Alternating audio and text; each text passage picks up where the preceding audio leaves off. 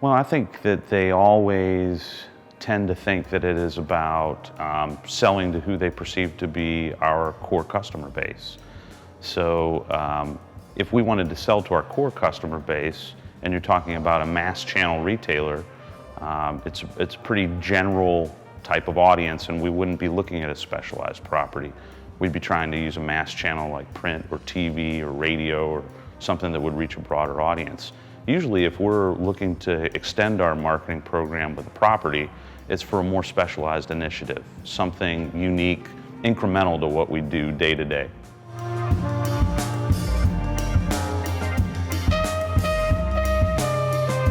Not a lot. I think that understanding some basics about our business and coming in to learn about the business,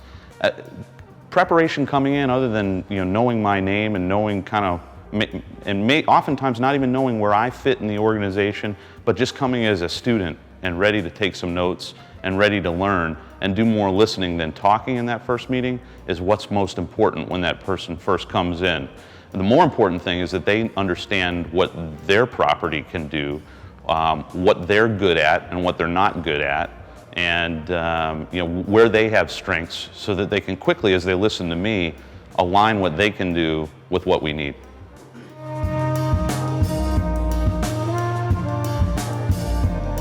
With sports, sports definitely, there's a passion point for the fan base, and usually that passion point can align with something that's demographically unique. That could be passion of a community, it could be passion of a certain ethnic group, it could be passion of a certain age group, and sports provides an ability to really build engagement with those people at a deeper level, but not at mass scale. So if the initiative is something that we're trying to do that's unique, a particular product that we sell that may have a tighter audience than our general offering, or if we're trying to make inroads with a new community, or if there's a certain demographic segment that just doesn't have affinity with us for some reason, like millennials or Hispanics, a sports property can make you feel authentic faster than a property that would be more scalable and probably better able to drive mass sales for us in the short term.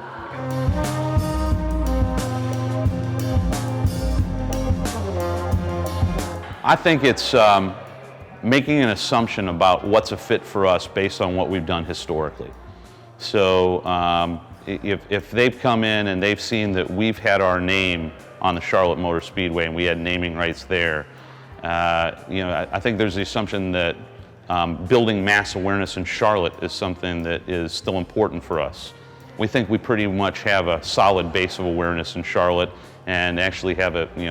store count advantage against our competitors there. Our priorities have shifted. There are properties that we got involved with as Lowe's expanded from being a regional retailer to a national retailer, where the priorities that we had then, if somebody comes in and they're selling us on something that was important to us 5 years ago with the assumption that it still is, rather than asking what is it that keeps you up at night today, I think preparing a big pitch for something that is dated for us in terms of a strategic priority is probably the biggest mistake that I see.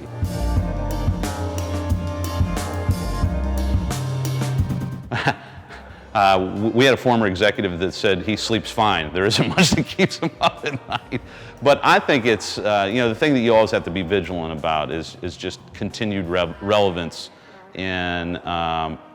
environment that changes as dynamically as it does because of technology. Amazon didn't show up on our radar as a major competitor 5 years ago, but with their increased distribution capability and their increased enhanced capabilities around mining customer data and being able to deliver to the customer same day in cases, they are developing viability and in certain categories have become a primary competitor for us. And that wasn't on our radar within the last decade. So as that evolves, some change in the marketplace, technology driven, that doesn't exist today, that could make a key offering of ours irrelevant overnight, is the thing that I think for most companies, really kind of keeps them up and keeps them vigilant and tries to keep them on the edge, making sure that they're ahead of those trends.